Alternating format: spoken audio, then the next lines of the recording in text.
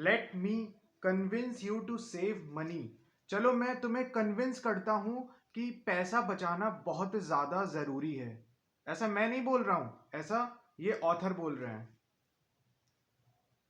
Psychology of money, Morgan Housel. Let me convince you to save money. मैं तुम्हें चलो convince करता हूं कि पैसे बचाना बहुत ज्यादा जरूरी है। इट वोंट टेक लॉन्ग, मुझे बहुत ज्यादा समय नहीं लगेगा। But it is an odd task, पर यह मुश्किल है। Is it not? तो आपको लगेगा क्यों मुश्किल है?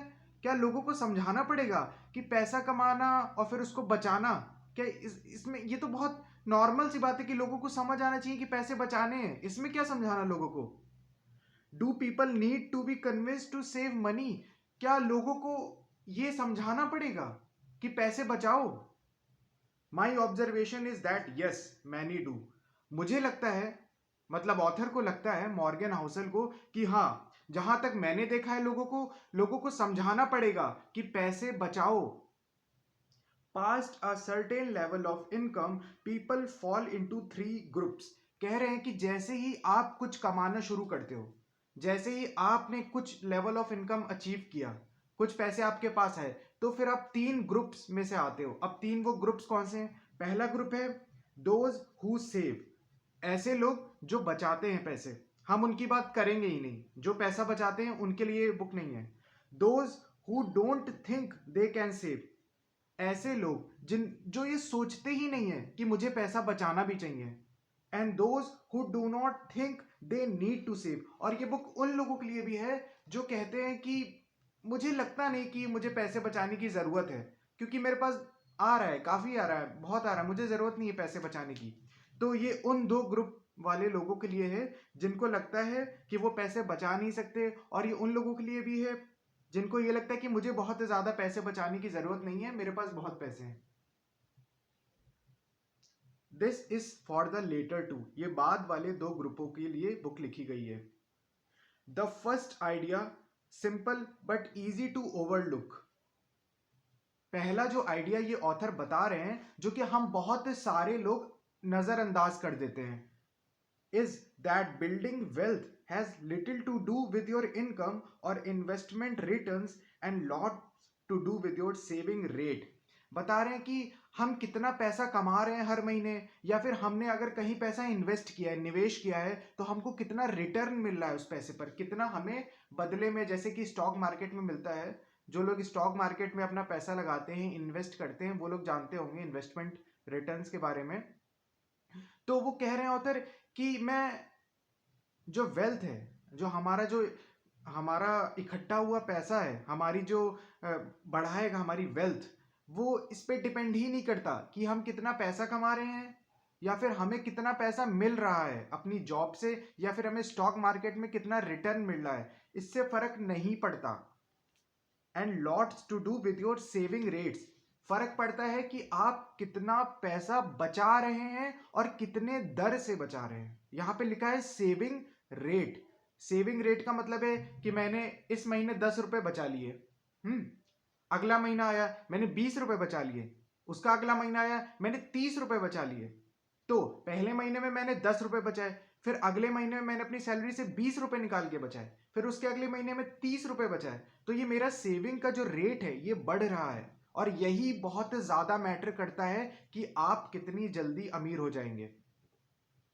फर्क नहीं पड़ता आपकी कितनी इनकम है, फर्क नहीं पड़ता आपको कितना ज्यादा इन्वेस्टमेंट रिटर्न्स मिल रहे हैं, फर्क नहीं पड़ता इससे। फर्क पड़ता है कि आप कितनी दर से अपनी सेविंग को बचा रहे हैं।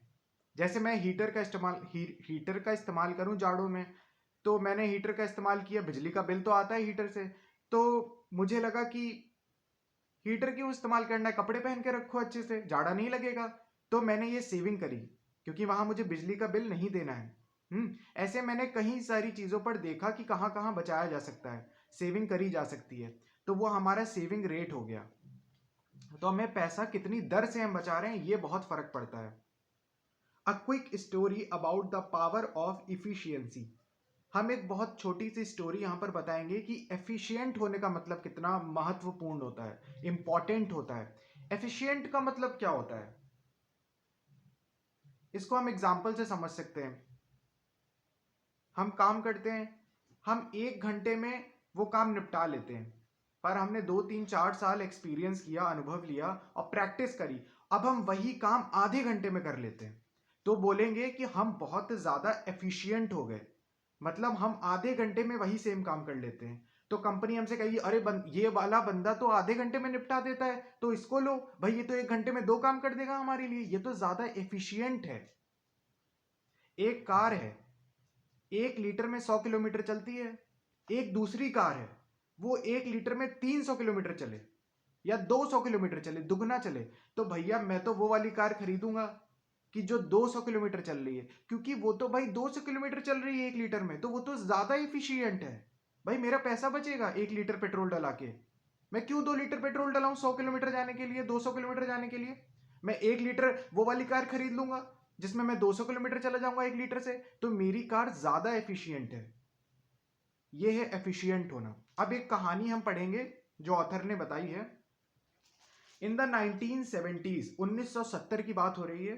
The world look like it was running out of oil. जो हमारी धरती है, 1970 में हम वैज्ञानिकों को दिखने लगा कि हमारी पृथ्वी पर से तेल खत्म होता जा रहा है बहुत जल्दी। तेल कौन सा? पेट्रोल, डीजल, ये सब जो हमारा कोल है, पेट्रोलियम है, जो नेचुरल ऑयल्स हैं, जैसे पेट्रोल हो गया, डीजल हो गया, ये सब खत्म होता जा रहा है धरती पर से। अगर ये सब खत्म हो गया तो बहुत बड़ी बात हो गई, क्राइसिस आ जाएगी, है ना? तो फिर 1970 में वैज्ञानिकों को दिखा कि पेट्रोल खत्म हो रहा है, नेचुरल ऑयल्स जो हैं धरती से वो खत्म होते जा रहे हैं। This calculation was not hard. और ये बहुत ज्यादा खतरनाक या फिर बहुत पेचीदा काम नहीं था, बहुत मुश्किल नहीं था वैज्ञानिकों के लिए। उन्होंने कुछ कुछ मैथ्स लगाई और पता लगा लिया कि भैया पेट्रोल, डीजल, सीएनजी सब खत्म होता जा रहा है धरती पर से, क्योंकि हम बहुत ज्यादा यूज करने लग रहे हैं। The global economy used a lot of oil. The global economy was growing and the amount of oil we could drill could not keep up. कह रहे हैं हम बहुत तेजी से पेट्रोल, डीजल, इन सब का इस्तेमाल करे जा रहे थे और बहुत जल्दी हम लोग गड्ढा खोद खोद के पेट्रोल निकाल निकाल के यूज करे जा रहे हैं। तो 1970 में वैज्ञानिकों को लगा कि हम इस दर से, इस रेट से इस्तेमाल करेंगे पेट्रोल, डीजल, तो सब खत्म हो जाएगा बहुत जल्दी। ठीक है, और हम इतना ज्यादा ड्रिल नहीं कर सकते पृथ्वी में कि ड्रिल करो और पेट्रोल निकालो, फट से इस्तेमाल कर लो, क्योंकि खत्म होता जा रहा है। तो ये वैज्ञानिकों ने पता लगा लिया। We did not run out of oil, thank goodness. आज है 2024 और हम आज भी, हमारी पृथ्वी पर काफी पेट्रोल, डीजल, ऑयल्स हैं मौजूद। क्यों? 1970 में तो वैज्ञानिकों ने बोला था कि पेट्रोल और डीजल सब खत्म होने वाला है, पर आज भी है, धरती पर है और अभी काफी मात्रा में अभी अवेलेबल है। तो कैसे? ऑथर बोलते हैं थैंक गुडनेस, हाश अभी भी पृथ्वी पर काफी तेल मौजूद है। But that was not just because we found more oil और even got better at taking it out of the ground. अब ऑथर कहेंगे कि आपको ऐसा लग सकता है, हो सकता है हमने और कई सारी जगहें ढूंढ ली हो जहां पर खूब सारा तेल मिलने लगा हमें धरती पर से और हम निकालने लगे, तभी आज हमारे पास बहुत है। नहीं नहीं नहीं नहीं, ऐसा नहीं हुआ। उल्टा हुआ कि हमने और सारी टेक्नोलॉजीज बिल्ड कर ली, बहुत सारी ऐसी वैज्ञानिक टेक्नोलॉजी बिल्ड कर ली जिससे कि हम अच्छे से ऑयल निकाल सकें और खींच सकें पृथ्वी में से। उल्टा ही हो गया। लेकिन फिर भी आज हमारे पास खूब सारा पेट्रोल, डीजल है धरती पर, खत्म नहीं हुआ है, अभी खत्म नहीं हुआ है कुछ। ठीक है, तो ये कैसे हुआ? ये कैसे हुआ? अगर हमको ऐसा लग रहा है कि हमने बहुत सारे तेल के गड्ढे खोद लिए, तो ऐसा नहीं है। The biggest reason we overcame the oil crisis is because we started building cars, factories and homes that are more energy efficient than they used to be. मतलब कि हमने ये जो ऑयल क्राइसिस थी, जब तेल खत्म हो रहा था, तो हमने एक काम किया। हमने क्या किया? हमने ऐसी कार्स बनाई, ऐसी गाड़ियां बनाई, ऐसे घर बनाए, ऐसी टेक्नोलॉजी वाली जिसमें तेल का इस्तेमाल हो रहा है, हमने ऐसी चीजें बनाई जिनमें बहुत ज्यादा एफिशिएंट है वो चीजें। ये वही सेम एग्जांपल है कि मेरी गाड़ी अगर 1 लीटर पेट्रोल पे 100 किलोमीटर चलती है, तब हमने ऐसी गाड़ियां बनाना शुरू करी जो 1 लीटर पेट्रोल पे 200, 250, 300 किलोमीटर चली जाएं। तो ये बहुत ज्यादा एफिशिएंट हो गई। अब हमें तेल का इस्तेमाल कम करना पड़ रहा है और हम आराम से 200, 300 किलोमीटर जा सकते हैं।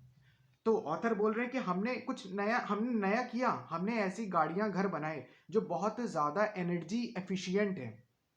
एफिशिएंट का मतलब आप समझ गए होंगे अच्छे से। The United states uses 60% less energy per dollar of GDP today than it did in 1950s। Author बोल रहे हैं कि अमेरिका में आज 60% हम लोग एनर्जी कम, $1 के हिसाब से बहुत कम इस्तेमाल कर रहे हैं। अगर जीडीपी देखा जाए वहां का, तो हम बहुत ज्यादा एनर्जी एफिशिएंट हो चुके हैं 1950 के मुकाबले। हम बहुत ज्यादा एनर्जी को बचा रहे हैं और यूज कर रहे हैं। The average miles per gallon of our vehicles on the road has doubled since 1975। अभी एक एग्जांपल देते हैं, ये बाहर की गाड़ियां हैं उनका एग्जांपल है, पर हम यहाँ पे गाड़ियों का बता दिया। 1 लीटर पे पहले चलता था 100 किलोमीटर, अब ऐसी गाड़ियां आ गई हैं जो 1 लीटर पे 200, 250, 300 किलोमीटर चली जाती हैं। अभी हो सकता है ये एग्जांपल एकदम सही नहीं है कि 200, 250, मुझे नहीं पता कितना चलती हैं, 50, 60, 70 किलोमीटर चलती हैं। तो पहले के जमाने में 1 लीटर पे 30, 40 किलोमीटर चलती थी। अब आज के जमाने में उसी 1 लीटर पेट्रोल पे 60, 70, 80 किलोमीटर, मतलब दुगना चल पाती हैं। तो ये गाड़ियां एनर्जी एफिशिएंट हो गई कि कम तेल में से भी ज्यादा चल पाती हैं। तो हमने ये इन्वेंशन करी और हमारा पेट्रोल अभी तक धरती पे बचा हुआ है, क्योंकि हम बहुत कम इस्तेमाल करने लगे पेट्रोल को। The world grew its energy wealth not by increasing the energy it had but by decreasing the energy it needed। हमने क्या किया, हमने वर्ल्ड में एनर्जी की जो संपत्ति थी, जो ऊर्जा थी, जो हमें तेल से मिल रही थी, हमने वो तो कहीं बढ़ नहीं रही। तेल तो पहले भी उतना था जो आज इतना है धरती पे, कहीं से आ तो रहा नहीं है। तो हमने क्या किया, हमने एनर्जी को कम इस्तेमाल किया और ज्यादा यूज किया, मतलब कि कम एनर्जी में ज्यादा हम लोग चले, तो एफिशिएंट होने लगे। ठीक है। The important thing here is that finding more energy is largely out of control and shrouded in uncertainty। कह रहे हैं कि एनर्जी को ढूंढना, मतलब तेलों की खदानों को ढूंढना, ये ज्यादा मुश्किल है। क्यों मुश्किल है इतना? ये हमारे कंट्रोल में इतना नहीं है। एंड श्राउडेड इन अनसर्टेनिटी, कोई सर्टेनिटी नहीं है, कोई फिक्स नहीं है। क्यों? Because it relies on slippery mix of having the right geology, geography, weather and geopolitics. बहुत सारी चीजों पे डिपेंड करता है कि वहां का मौसम कैसा है, वहां का धरती कैसी है, वेदर कैसा है उस समय, तभी तो हम गड्ढा खोद के पेट्रोल निकालेंगे। इन सब चीजों पे बहुत डिपेंड करता है कि हमें कितना तेल मिलेगा वहां से। लेकिन हमारे हाथ में क्या है? But becoming more efficient with the energy we use is largely in our control.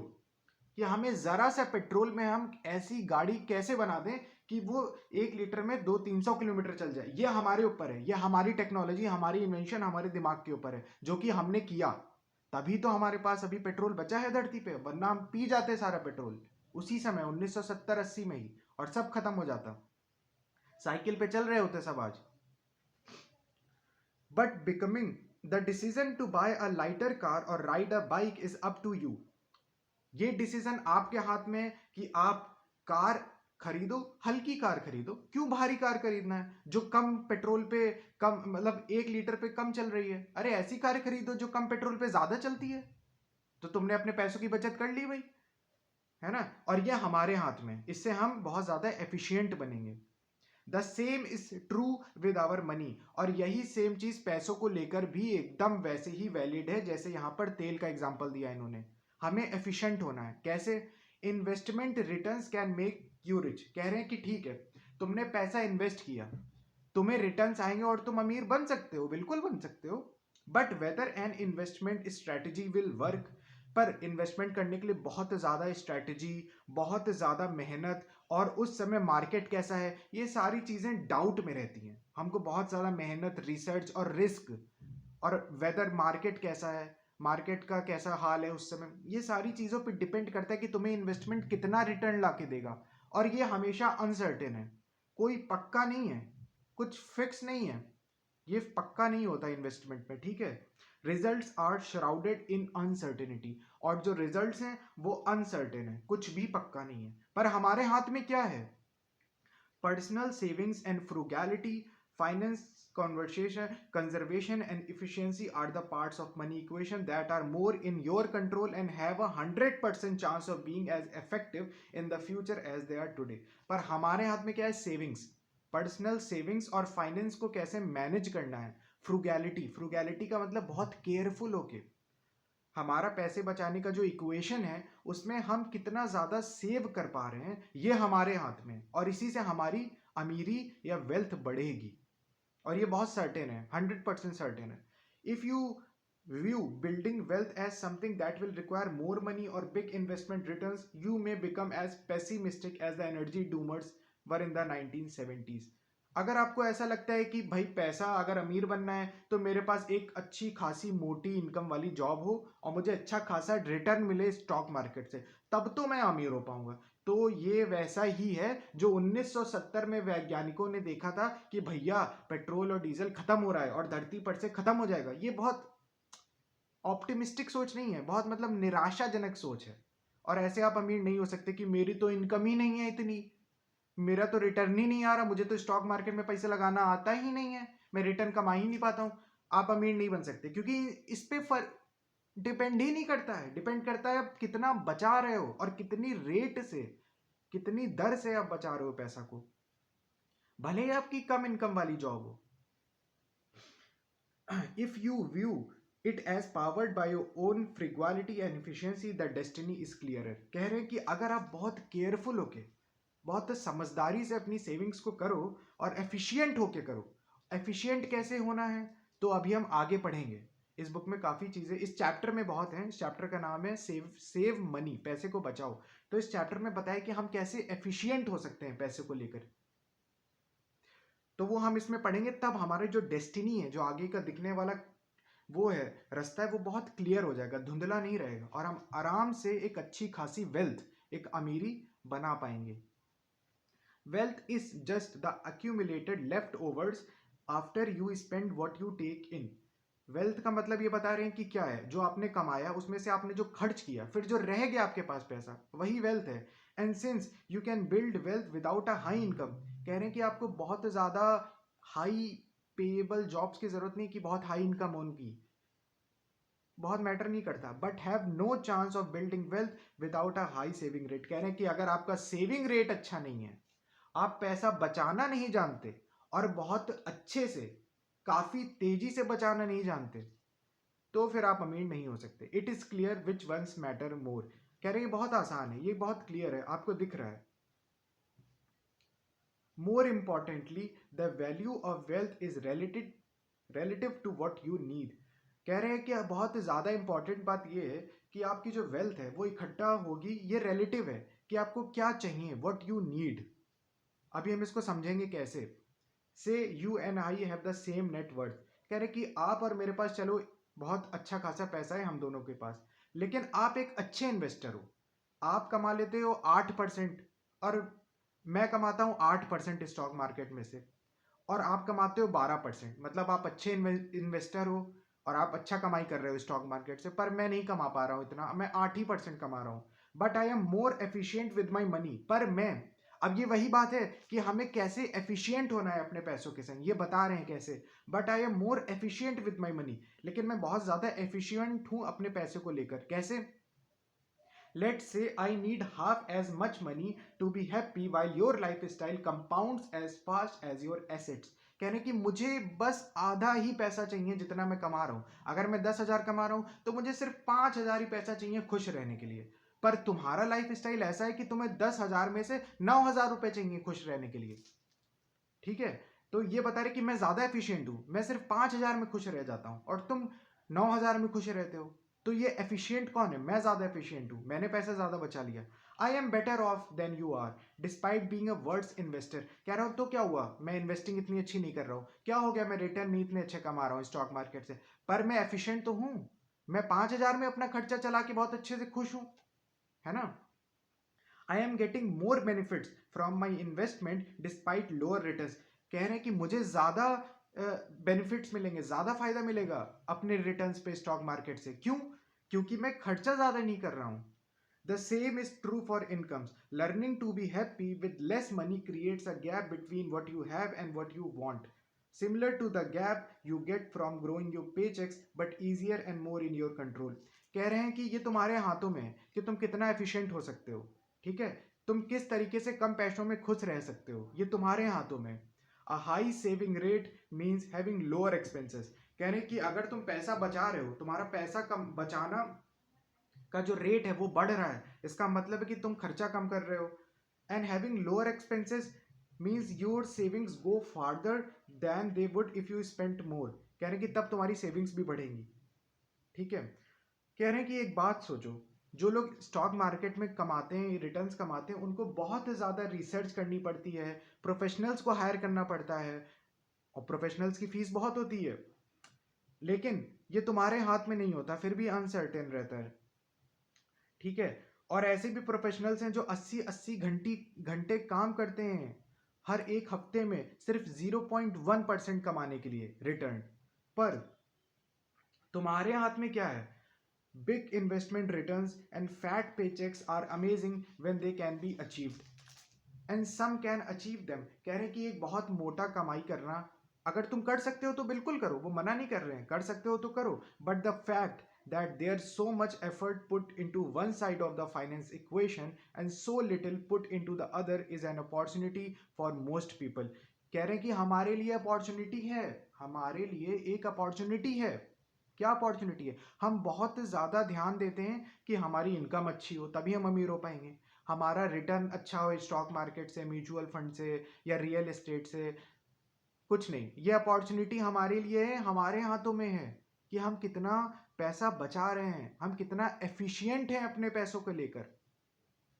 Past a certain level of income what you need is just what sits below your ego. बहुत अच्छी लाइन बोली है इन्होंने।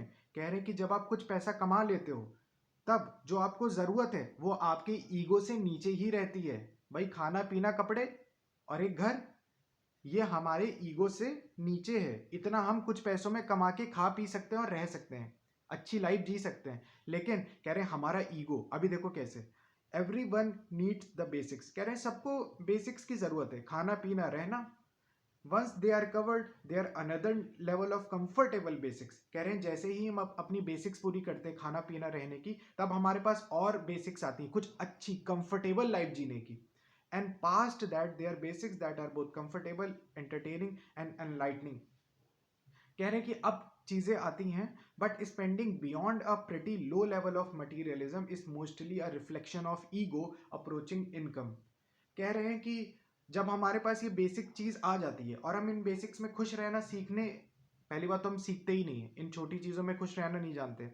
फिर हमारा भाई sofa है बैठने के लिए, अच्छा नहीं लग रहा है, कलर नहीं अच्छा है, अभी नया मार्केट में आया है, अरे क्यों खरीदना है भाई, बैठने के लिए तो है ना, क्यों खरीदना है सोफा फिर महंगा वाला? भाई 10,000 के सोफा में काम चल रहा है ना, बाहर से लोग आएंगे, बैठो इस पर, है ना? तो क्यों 50,000 का खरीदना है? 50,000 का सोफा खरीदना ये तुम्हारा ईगो का रिफ्लेक्शन है। A way to spend money to show people that you have or had money. ये लोगों को दिखाने का तरीका है कि भैया मेरे पास खूब पैसा है। ये ईगो का एक तरीका है दिखाने का, और इससे आप कभी अमीर नहीं बन सकते।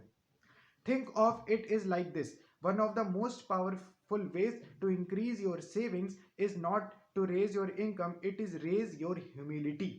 बहुत बढ़िया बात बोली। कह रहे कि अगर तुम्हें अपनी अमीरी को बढ़ाना है, अब तुम्हें अमीर होना है, वेल्थ को इकट्ठा करना है, तो फर्क नहीं पड़ता आपकी कितनी इनकम है, फर्क पड़ता है कि आप कितने ज्यादा हम्बल हैं, आप कितना ईगो से नहीं घिरे हुए हैं, ह्यूमिलिटी कितनी ज्यादा है, विनम्रता कितनी ज्यादा है, ये ज्यादा मैटर करती है कि आप कितनी जल्दी अमीर हो जाएंगे। कितनी अजीब बात है ना? वो बहुत अमीर है, अरे वो बहुत ज्यादा कमाता है, उसकी वो 80-90 हजार लाख रुपए कमाता है महीने का, तभी बहुत अमीर है। नहीं, ऑथर बोलते नहीं, वो इसलिए बहुत अमीर नहीं होगा, हो सकता है वो हो, पता नहीं, पर ऑथर बोल रहे हैं कि अगर आपको अमीर होना है तो आपको अपनी ईगो को कम करना पड़ेगा, ह्यूमिलिटी लानी पड़ेगी, विनम्रता लानी पड़ेगी। ईगो को कम करोगे तो आप जल्दी अमीर हो सकते हो, आप जल्दी अपनी एक वेल्थ बना सकते हो, अच्छी खासी अमीरी बना सकते हो, जब आप हम्बल होना सीख लोगे, ईगो को कम करना सीख लोगे। When you define saving as the gap between your ego and your income, you realizes many people with decent income have saved so little। कह रहे हैं कि बहुत ज़्यादा लोग हैं जो अच्छा अच्छा कमाते हैं पर उनके पास अभी भी अमीरी नहीं है, उनके पास एक अच्छी खासी वेल्थ नहीं है। क्यों नहीं है? क्योंकि उनका ईगो बहुत ज़्यादा है। अच्छी शर्ट, 5,000 की शर्ट पहन रही है, महंगी से महंगी शर्ट पहनी, अरे क्यों भाई, 200-250-300 रुपए में अच्छी शर्ट नहीं आ सकती क्या? क्या वो तुम्हारा शरीर नहीं ढक रही? एक कंफर्टेबल शर्ट 500-600 में आ जाती है, क्यों 2,500, 3,000, 4,000 की पहननी है? क्योंकि दिखाना है कि मैं अमीर हूं, आई एम रिच, ये मेंटालिटी, ये ईगो का पार्ट है और इससे हम अमीर नहीं बन सकते. It is a daily struggle against instinct to extend your peacock feathers to their outmost limits and keep up with others doing the same. और हम हमेशा अपने जो पंख हैं उनको उनकी लिमिट से ज़्यादा फैलाते हैं. क्यों? क्योंकि हमको दूसरों के लेवल को मेंटेन करके चलना है, समाज में मेंटेन करना है ना, इसीलिए. और ये हमेशा स्ट्रगल है. इंस्टिंक्ट्स का मतलब चाहत, एकदम मुझे ये चाहिए, अच्छी गाड़ी मुझे चाहिए, अच्छा घर मुझे चाहिए. भाई ये इंस्टिंक्ट है. जो लोग कर रहे हैं समाज में वो बेवकूफ़ी की तरह वो करे जा रहे हैं, वो इकट्ठा कर रहे हैं, महंगा खरीद रहे हैं. तुम्हें क्यों करना है भाई? क्यों अपने पंखों को उनकी लिमिट से ज़्यादा बढ़ाना है? अपने में रहो, ईगो से नीचे रहो, तब जाके अमीर बन पाओगे. People with enduring personal finance success, not necessarily those with high incomes. कह रहे हैं ऐसे लोग जो हमेशा, जिनकी पर्सनल फाइनेंस मतलब कि जो हमेशा काफ़ी सक्सेसफुल रहे हैं, काफ़ी सालों से अमीर रहे हैं, काफ़ी अच्छी वेल्थ है, उनकी बहुत ज़्यादा इनकम नहीं है. शायद हो सकता है उनकी बहुत ज़्यादा इनकम नहीं है, उनको इतना पैसा नहीं मिलता अपनी सैलरी से, लेकिन tend to have a propensity to not give a damn what others think about them. वो ये बिल्कुल भी ख्याल ही नहीं रखते कि सामने वाला क्या सोच रहा है मेरे बारे में. उनको फर्क ही नहीं पड़ता, तभी वो आज इतने अमीर हैं. कोई उनकी इनकम बहुत ज़्यादा नहीं है, वो उनका ईगो है ही नहीं. उनको फर्क ही नहीं पड़ता कि लोग सोच क्या रहे हैं. अरे मैं नैनो गाड़ी में चल रहा हूँ भाई, मुझे यहाँ से वहाँ तक ले जा रही है, मेरे परिवार को ले जा रही है 4 लोगों को बैठाकर. अरे क्या फ़र्क पड़ता है, दूसरे बोल रहे हैं अरे ये तो डब्बा गाड़ी है, गरीब लोग. भाई मुझे वहाँ से वहाँ जाना है 4 लोगों को लेके, अपनी फैमिली को, तो मुझे नैनो गाड़ी वहाँ पहुँचा दे रही, क्या दिक्कत है भाई, सस्ती भी है. तो ऐसे लोग ही अमीर बन पाते हैं क्योंकि उनका ईगो नहीं होता, वो बहुत ह्यूमिलिटी, हम्बल होते हैं. So people's ability is to save is more there in their control than they might think. तो इंसानों में ये एबिलिटी है, ये कैपेबिलिटी है कि वो पैसा बचा सकते हैं और ये उनके हाथ में ज़्यादा है, बजाय वो सोचते हैं कि मेरे हाथ में नहीं है. भाई मेरी इनकम होगी अच्छी, मैं रिटर्न कमाऊंगा अच्छा तभी है, नहीं, ये तुम्हारे ही हाथ में है.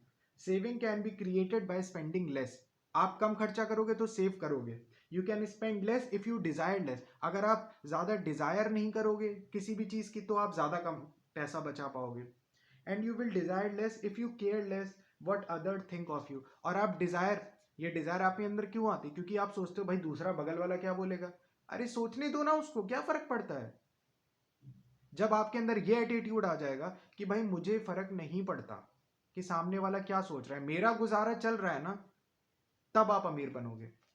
As I argue often in this book, money relies on more on psychology than finance. पैसा अगर बचाना है, पैसा कमाना है, अमीर बनना है, तो ये डिपेंड करता है फाइनेंस पे नहीं कि आप कितना कमा रहे हो और कितना रिटर्न निकाल रहे हो स्टॉक मार्केट से. नहीं नहीं नहीं, डिपेंड करता है साइकोलॉजी पे. साइकोलॉजी मतलब मन पे कि जैसा इन्होंने बताया कि लोग क्या सोचेंगे, मुझे मेंटेन करना है सोशल लेवल, ये साइकोलॉजी है. I don't give a dam, मुझे फ़र्क नहीं पड़ता लोग क्या सोचेंगे, तभी मैं अमीर भी बन पाऊंगा, है ना. Thank you.